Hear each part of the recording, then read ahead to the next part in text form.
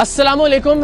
ये वीडियो मैं ज़मीन पर बैठकर इसलिए रिकॉर्ड करवा रहा हूँ कि ये मेरा एहतजाज है इस मुल्क के निज़ाम के ख़िलाफ़, और ये मेरा कानूनी और आईनी हक है कि अगर मुझे लगता है कि मुझे मार दिया जाएगा या मेरी टीम को किसी तरह का कोई नुकसान पहुँचा दिया जाएगा तो मैं कातिलों को पेशगी नामजद कर सकूँ, और मैं नामजद करने जा रहा हूँ। अगर खुदा न खास्ता ऐसी कोई नागाहानी सूरत हाल होती है तो उस सूरत में मेरे या मेरी टीम के कत्ल का मुकदमा इस सूबे के चीफ जस्टिस, इस मुल्क के चीफ जस्टिस, इस सूबे के आईजी और इस मुल्क के हुक्मरानों के खिलाफ दर्ज होना चाहिए। इसलिए कि इससे पहले वीडियो में मैं आपको बता चुका हूं कि एक शख्स जिसे 2017 में रेंजर्स के साथ हमने गिरफ्तार करवाया था, जो जाली डीएसपी था, जब हमने रेंजर्स के साथ रेड की उस वक्त भी कपकपाती, रोती, बिलकती, चीखती, चिल्लाती, मदद मांगती बंधी हुई लड़कियों को हमने वहां से उसके चुंगल से बाजियाब करवाया था।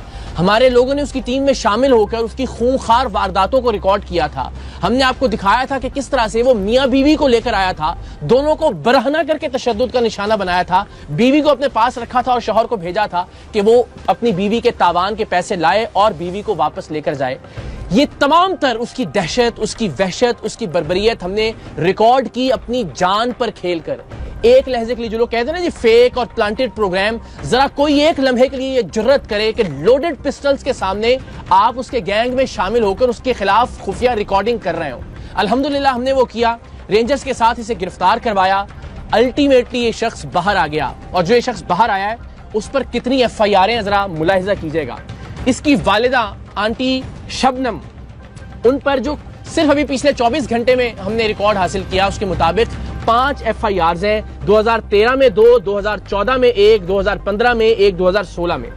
इसी तरह जो शख्स जो हमने गिरफ्तार करवाया, जो जाली डीएसपी था और उसने अपने इर्द गिर्द जाली पुलिस बना रखी थी, उस पर सिर्फ अभी जो हमने 24 घंटे में इंफॉर्मेशन हासिल की 7 FIR हैं। कत्ल की, इक़दाम कत्ल की, मनशियात की, डकैती की, राहजनी की, गैर कानूनी असलहे की, इग़वा बराए तावान की। और ये शख्स आज भी सुबह अदालत में धमकी दे के गया है कि मैं देख लूंगा टीम सरेआम को। आज पेशी थी और आज भी उसकी जमानत, जो अबूरी जमानत उसने हासिल की थी, वो कंटिन्यू हुई है और अगली तारीख पड़ गई है। आप अपने साथ साथ भी देखते रहेंगे, लेकिन मैं आपको जरा बताता भी रहता हूं। ये दरख्शां थाने में 2016 में इस पर दफा 324 के तहत मुकदमा दर्ज हुआ। ये वजी जिस जाली डीएसपी की मैं बात कर रहा हूं, 2013 में हमने तो 2016-17 में कार्रवाई की, 2013 से इस पर मुकदमात होते आ रहे हैं और ये शख्स बाहर है आज भी। 2013 में इस पर FIR दर्ज हुई। थाना सर सैयद में पुलिस की जाली वर्दी बरामद हुई, 170 और 171 दफात लगी। 292 दफा के तहत 2013 में एक और मुकदमा इस पर दर्ज हुआ, इसकी वालिदा आंटी शबनम पर दर्ज हुआ। फिर वजी पर 2016 में 10/5/2016 को एक और मुकदमा दर्ज हुआ, 170, 171 और दफा 34 के तहत थाना सर सैयद में। फिर 2/1/2016 को एक और मुकदमा इस पर दर्ज हुआ, 292, 294, 34, 371 A का। फिर वजी पर 2016 में 10/5/2016 को एक और मुकदमा दर्ज हुआ सिंध आर्म्स एक्ट के तहत, जिसमें एक पिस्टल 9mm बरामद हुई, 3 अदद लोडेड मैगजीन बरामद हुए इससे। फिर वजी साहब पर 2014 में एक और मुकदमा दर्ज हुआ जिसमें 1140 ग्राम चर्स बरामद हुई, और मेरी इल्म के मुताबिक 1000 ग्राम से ज्यादा पर सजाए मौत होती है। लेकिन ये साहब आज भी बाहर हैं और धमकियां दे रहे हैं। अगेन, धमकियों से डरने वाले नहीं, हर दूसरा आदमी इसी कैलिबर का हमने अल्हम्दुलिल्लाह बेनकाब किया है, और ये सारे के सारे हमारी जान के दर पे हैं। लेकिन चूंकि इसने कोशिश की अगवा करने की हमारी टीम के एक मेंबर को, उसकी CCTV फुटेज भी आप देख सकते हैं, हमने पिछली वीडियो में बताया भी, तो इसलिए जरा हम बेनकाब करना चाह रहे हैं इस मुल्क के सिस्टम को भी कि ये इतनी FIRों के बावजूद ये आदमी इस वक्त खुला फिर रहा है और धमकियां दे रहा है। 6/9/2014 को वजी साहब पर एक और FIR हुई, 394 और 34 तेपे के तहत। इस शख्स पर जाली डीएसपी वजी पर 2/1/2014 को एक और मुकदमा दर्ज हुआ सिंध आर्म्स एक्ट के तहत, जिसमें रिवॉल्वर 32 बोर 2 राउंड जिंदा यानी और बगैर लाइसेंस के ये बरामद हुए। से सारी आप अपने साथ अपनी स्क्रीन पर देख सकते हैं। 28/5/2015 को वजी पर एक और मुकदमा दर्ज हुआ, 342, 324, 355, 170, 171, 392, 34, 504, 337 ये दफात लगी इसके अंदर। फिर जनाब इसकी वालिदा पर, आंटी शबनम पर, जो कि बुनियादी तौर पर एक फहाशी का अड्डा चलाने का और मनशियात का अड्डा चलाने का काम करती हैं। 2014 में, ये नई FIR नहीं है, 2013 से ऑनवर्ड्स की FIR आपको दिखा रहे हैं।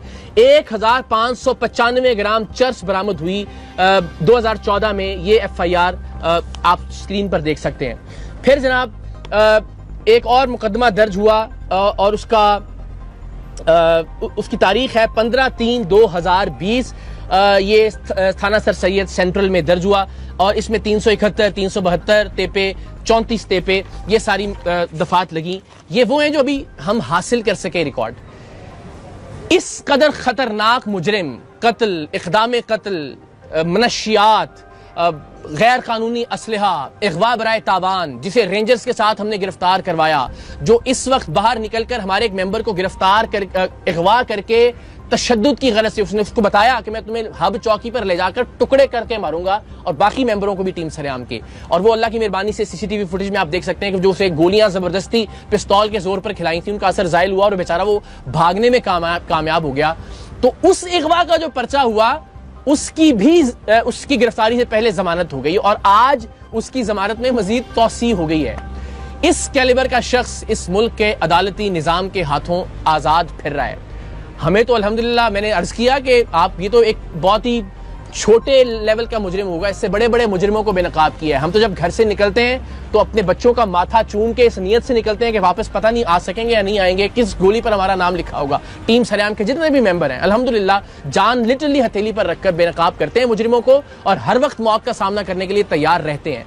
लेकिन जो खतरनाक चीज है, एक तो ये कि एक ऐसा आदमी जिसने टीम सरेआम की मदद की, वो अगवा हुआ, अगवा होने से वो बच निकला किसी तरह से, और उस पर जो FIR हुई उसमें उसको जमानत मिल गई, उस मुजरिम को जिस पर दर्जनों मुकदमात हैं, कत्ल के, इक़दाम कत्ल के, असलहे के, अगवा बराए तावान के।